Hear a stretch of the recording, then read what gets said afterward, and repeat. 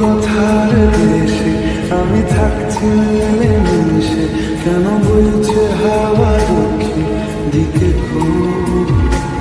সে কি দেখতে পেয়েও পায় না, নাকি দেখতে আমার